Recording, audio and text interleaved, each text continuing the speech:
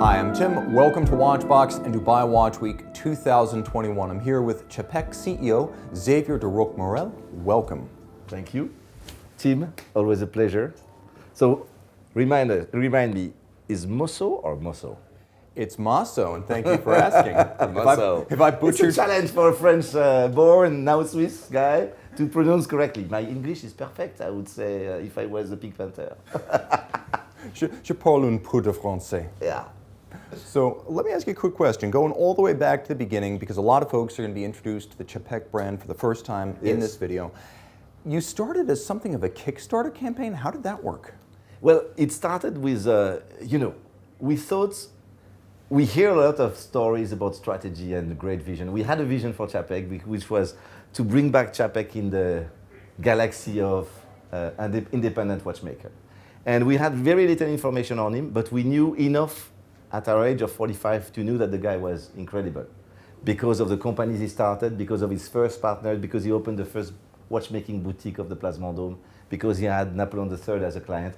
We knew these bits and pieces were little, but enough for us to believe this is one of the greatest watchmakers of the 19th century. Let's bring him back.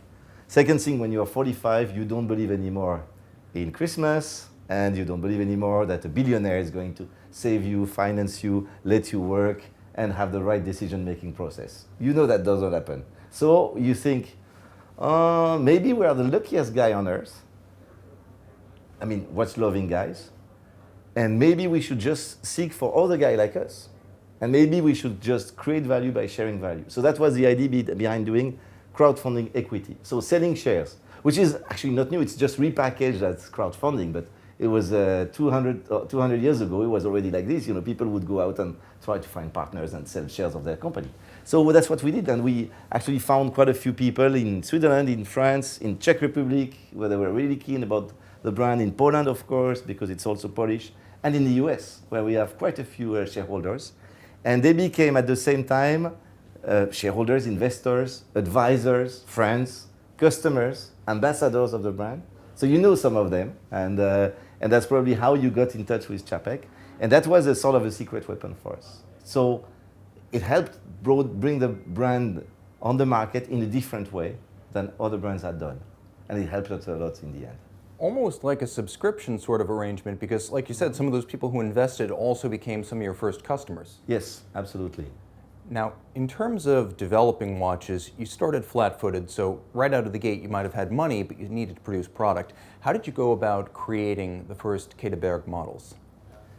So we went back, and that was the second decision we made. We decided that we would be true to Czapek, that it was not a question, we would never let our egos go on our way. We would keep low key, and that's really part of the culture of the company, and work, for Czapek because he deserved to be put back on the first level, to be known again. And so when we were seated with Harry and Sebastian and myself, we would always put a fourth chair, and in that fourth chair, we would imagine that Czapek was alive, that he was 35, but he had the experience of 200 years of watchmaking. And thanks to this idea of bringing the past to the future, and instead of looking to the past with a loop, we actually imagine the models today. And we imagine what he would love to do after. And funnily, from that first model to the third one that was this one, and to this one, which is the fourth one, it's a direct line, and people who are used to knowing us, they directly see the connection. Well, when you look at the first watch we took as inspiration, the 3430, which was made in the 1850, and that was really the inspiration for creating that watch, you understand that there is a code, a design code, a design language. This is the language of Czapek creating watches. And that language, if we speak of today, it has to also touch the sports segment. It has to also be capable to make sport watches. Now, you've been exceptionally open about the suppliers you partner with. I think you've almost been so proud of them that you made them a prominent feature. Medalum makes the dial. Medalum's name is on the dial. Chronode is assisting with movements. You're very open about that. LAB makes cases. Again, you work with great suppliers. You have nothing to hide. Talk about how that contrasts with other brands that want to pretend they make every single thing. I think this is a bit over. I think, I mean, if you want to sell watches to collectors, you really need to speak to them as their friends, as your friends, as people who are next to you, you know. And there is not a question of being higher and being the brand and being teaching anyone. We're in the same community. We're the same people. We talk the same language, and in the end, they all knew it was not so true. To which extent, maybe they discovered a lot more in the recent years. But I think that now many people, and by the way, we are not the first one to start. I think the first one who started that, I think, was Chrono Suisse, followed by Max. And we were the third ones, but we really believed in that idea because we believed in the idea of établissage, which is an old idea. So 200 years ago, in the area of Le Loc, La Chaux-de-Fonds, in the Franche-Montagne, this area, people were working in the winter on the watchmaking and in the summer in the field, okay, farmers. And everybody was doing a different piece. So you had the ruler, you had the rabilleur, you had every kind of type of job, you know. And that the way to do a nice watch was to be an orchestra chief and make everybody work together. In Geneva, it was a bit different with Les Cabinotiers, which tended to put together everybody in the same building to have a sort of easiness of working. So now we're a bit the same. So Chronod is 2 floors above us. Inodeco is next door. We even have a direct access. Inotech is 100 meters from us. So we really work in between the Cabinotier, in between the old spirit of the farms.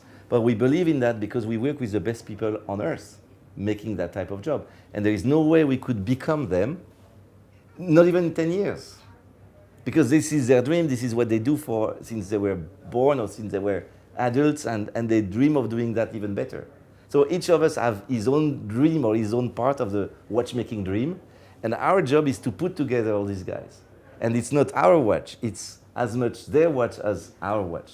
And that's why we came to the slogan, we collect rare people, because the first rare people were actually the partners, the supplying partners. And like you said, établissage is very old. Historically, Audemars Piguet, Vacheron, every brand that has any kind of reputation, for years and decades worked on the établissage principle.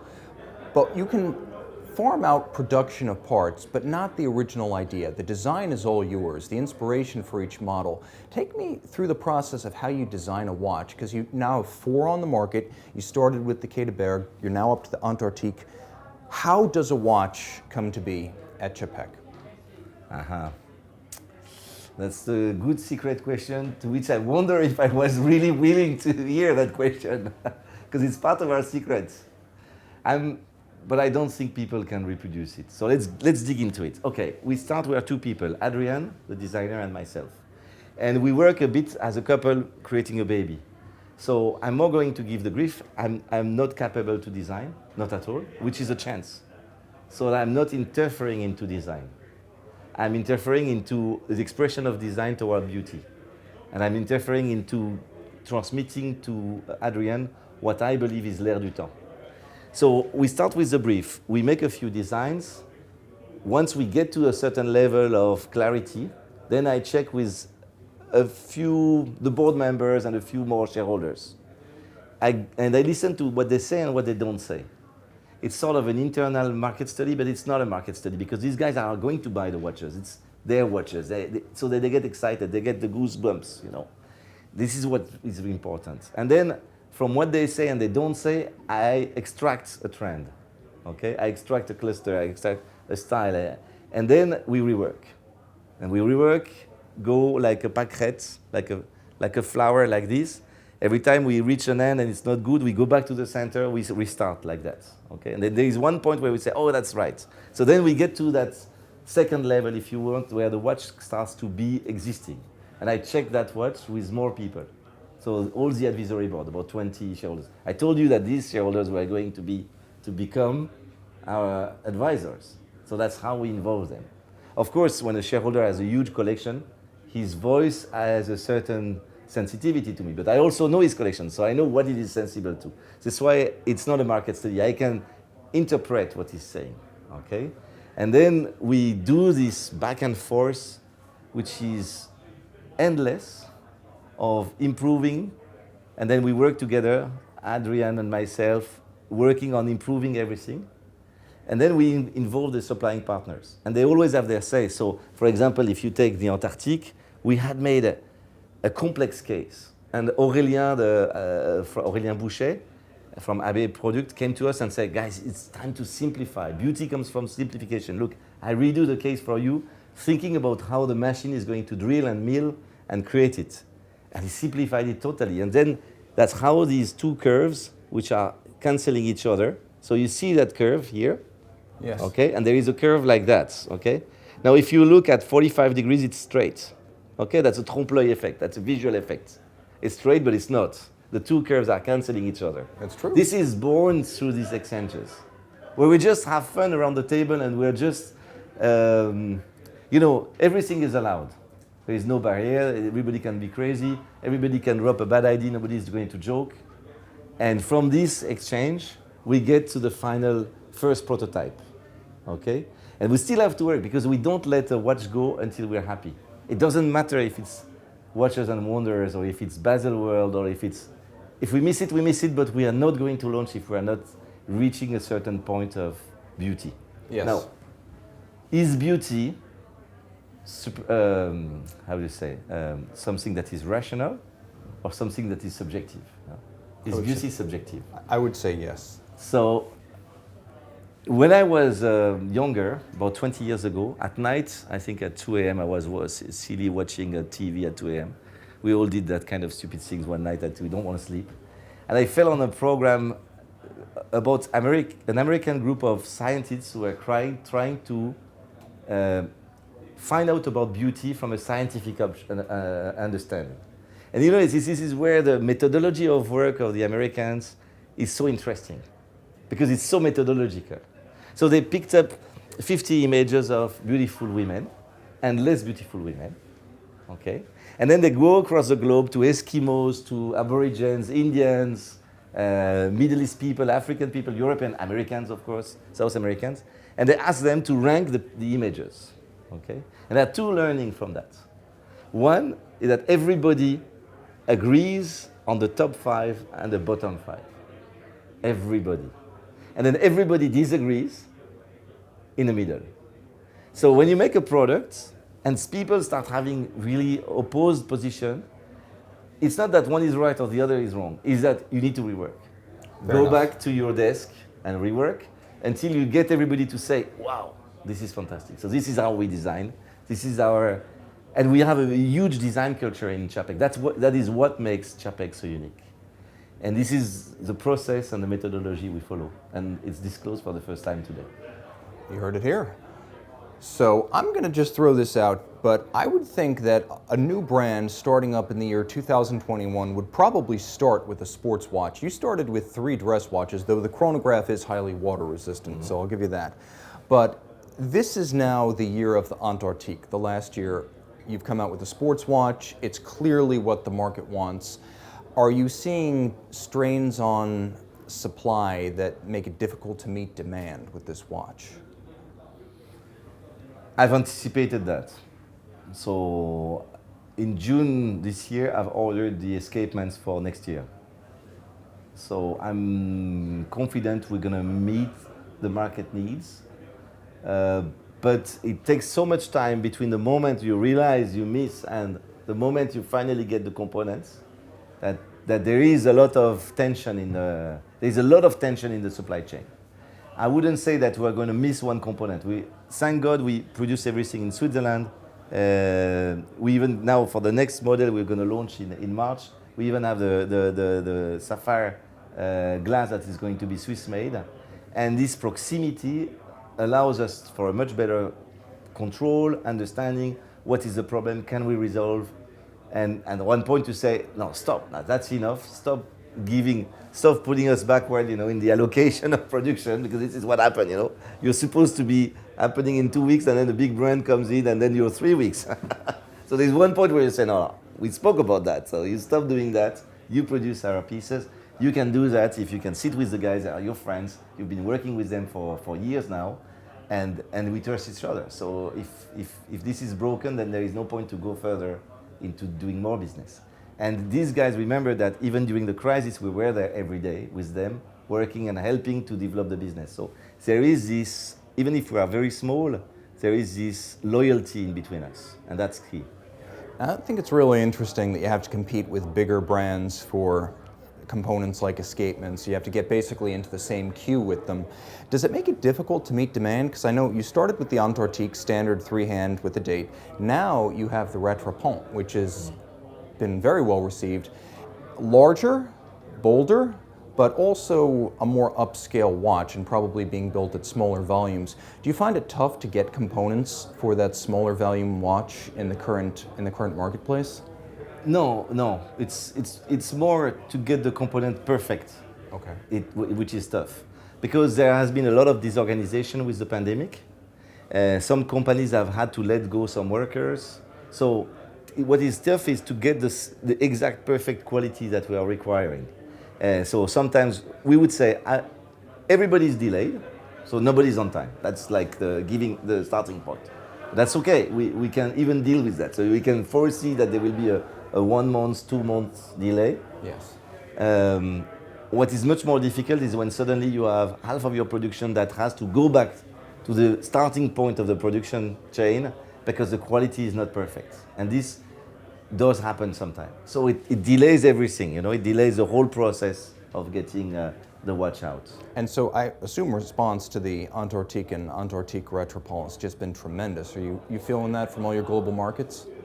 Yeah, I mean, in the end, you have to cut that into microeconomy. Before there was, it's like fishes in a lake. So you were looking for 3 different fishes that were at every end of the lake and one in the middle. And suddenly you wake up and all these fish, they are connected with social media. And it's not a lake, it's an ocean. So suddenly, when you multiply 3 by 3 or 3 by 10, and that's a huge amount of orders that come to you. But proportionally to the market, it's still very, very small. It's a micro wave, a micro thing. How many watches are we talking? Because I know that there were a few hundred pieces initially of the various versions of the Antarctique. How many watches does Czapek make per year, just in terms of scale? So last year we were doing 150 watches. This year we should be doing between 300 and 400. Now you might say it's strange for a CEO to not know exactly that number because it's a big variation. Yes. But this comes to your question before. When I told you got delays, so if one piece is delayed, then that means a whole batch of maybe 10, 20, 40 watches might not be produced on time to be shipped before the end of the year. And then if there is one problem of quality, we might have the same issue, which is to say, yeah, we have the components, but some are not okay, so we're going to reduce that quantity. So it's really being decided now, and on December 10, we will know the exact final figure. And next year, we plan to, again, double the quantity. So you're hoping next year somewhere between 600 and 800 watches? Also, another question just about service, because I know when people are getting into new brands, oftentimes they're worried about being able to get parts and service. It's much like when European cars came to the United States in the 50s and 60s. People were worried about buying the Jaguar because they didn't know if they could get the parts to service it. What is your arrangement for servicing these watches, and are the suppliers involved in that, like Chronode, for example? No, on the Antarctique, we really have created our network of service center. We understood that the service centers was a fate, we had to have them. So instead of waiting the longest to have them, we did the opposite, which is to give as early as possible the best service to everyone willing to have a good service. So we have opened in the US, in near Miami, in Coral Gable, a service center for the US. We have one in France for Europe, so for the Eurozone, so we don't have to pass borders, and it's very quickly repaired, and it's really 5 minutes from where we work on the other side of the border. And we have for Dubai, we have Mosso Jewelers, who is our partner here, which actually I'm going to train and explain to them the different things to do just after Dubai Watch Week on the 29th. So in general, in most major markets, the watches... And we have Japan, and we have Japan where it started also with a service center. So we cover the world, and the day we will need to open 1 or 2 or 3 more service centers, we will. Excellent. So let me ask you one last question. What's the response been here at Dubai Watch Week to the Antarctique and the entire model line? Well, incredible, as it was in Watch Time New York, for example. Most of the people have seen it and have never had the chance to see it and to touch it and to feel it and to wear it on the wrist. So we have it immediately even before the opening, people starting to come and say, can I have it on the wrist now? Can I see? Can I make a picture? So it's really fun. It's good also because, you know, it's a momentum. It's a moment of joy, of shared pleasure, because this started also with conversation with these very same watch collectors. And some watch collectors are very advanced in the way they think, and they can imagine the way they would like to have a bespoke watch. We do a lot of bespoke pieces and personalized watch. Customs. Customs, Don't bury the lead there. That's a big deal. You can get your watch customized. Well, we speak about personalization, customization, and bespoke, okay, which are three different levels. Personalization, it's one watch that you have, and you want to have something special added to it, and it does not change fundamentally the watch. Customization, we're going to go deeper. We're going to change the hand, maybe we're going to change a print on the dial. We're going to really modify slightly the watch. And bespoke, we're going to start from an existing movement, but we might change something about the movement, change the case, change the dial. This is like open to every crazy idea. So some of the watch collectors, they are capable to imagine that. They need a base to imagine. But most of your clients, they are like what Steve Jobs was saying, you know, don't ask a customer to invent your product. You have to invent your product. But be with them to understand what product would make them dream, you know, what product they would love to have. And this is why this interaction during the events is so important. In a shop, you don't have that many watch collectors coming in such a short period of time, in such an open way, fun way, cool way, you know. So here it's really two sides, and from the conversation 4 years ago, 2 years ago, now the Antarctic is born. Because it represented really the idea of having a beautifully open movement. The brief was horological erotism. Okay, so we spoke about the theory of doing a brief and doing creativity. Now there is a practical one. I wanted to have the idea of lingerie. I wanted the idea that we were going to reveal not everything, but as much as possible to make a very sexy movement. No? But then it was a sport watch. So then we had to work on what kind of metal we're using. We're using a very strong version of the German silver. Yes. With 13 atoms of nickel instead of 12 atoms of nickel. So you have to go deep, you know. It's not an excuse to not have a technical knowledge or the technical education. Whatever your education is, you have to go deep in watchmaking and try to understand. You don't have to redo it, because it's impossible to cover all the knowledge at the level of doing it, but to understand it, yes, that's what is required. Outstanding. So, yeah, it's a moment of the pleasure of seeing a baby born out of so many fathers and mothers across the globe, and especially here in Dubai. Truly an exceptional piece, and really making its in-person debut after 2 years of isolation. A lot of folks are seeing this in the metal for the first time. Xavier, thank you so much. Tim, always a pleasure to see you. Thanks for your love for watches, because you are transmitting that to so many people around. It's great. Time out, Tim out, Xavier out, and thanks for logging on.